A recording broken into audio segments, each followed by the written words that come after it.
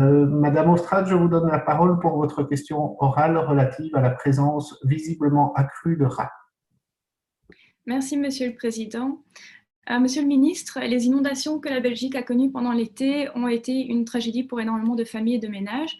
Heureusement, Bruxelles a été relativement épargnée, mais notre région a tout de même été touchée par d'intenses précipitations qui ont amené quelques conséquences, et parmi elles, un nombre inhabituellement élevé de rats bruns a été observé.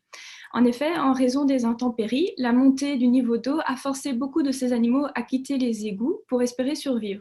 Il n'est donc probablement pas tout à fait correct de dire que les rats sont plus nombreux, ils ont juste été davantage visibles. Début août, la chaîne BX1 interviewait dans un reportage une entreprise de dératisation qui indiquait que le nombre de ces interventions avait augmenté de 30% par rapport à l'année précédente. Le phénomène a été constaté à plusieurs endroits à Bruxelles et repose donc logiquement la question de notre cohabitation avec ces animaux. En tout début d'année 2021, Ingrid Parmentier et moi-même vous interrogions déjà au sujet de la gestion des populations de rats bruns. Parmi les points soulevés figurait premièrement la question des rodenticides, dont l'utilisation est en fait explicitement interdite à Bruxelles en l'absence de dérogation légale. Et deuxièmement, de la création d'une ASBL pour la gestion des espèces exotiques envahissantes et des animaux que l'on continue de qualifier de nuisibles. Concernant le premier point, vous répondiez en janvier dernier que les utilisations illégales de rodenticides passaient probablement en grande partie sous le radar de Bruxelles Environnement. Depuis lors, on a pu voir dans la presse des sociétés de dératisation indiquer sans retenue qu'elles disposent des poisons anti-rongeurs, notamment chez des particuliers bruxellois.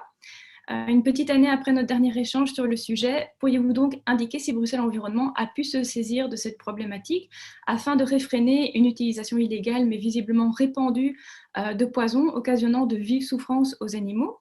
Est-ce qu'une communication a par exemple été réalisée auprès des sociétés de dératisation, surtout après les précipitations abondantes de l'été dernier?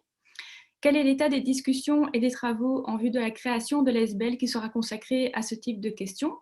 Et enfin, il existe une dissonance entre l'image hostile et réductrice que l'on se forme à l'égard des rats et des capacités réelles de ces animaux.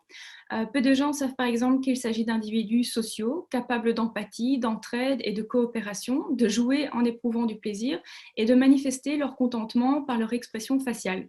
Ce sont des animaux au moins aussi sensibles et sentients que les autres espèces, y compris domestiques. Je pense que ces considérations doivent amener à repenser la façon dont nous les traitons et m'amènent à poser cette dernière question.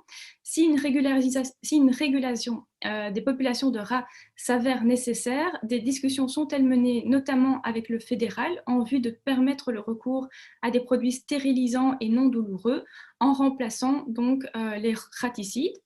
Il semble en effet que de tels produits stérilisants existent déjà, mais qu'ils ne sont pas encore autorisés à l'emploi chez nous. Je vous remercie.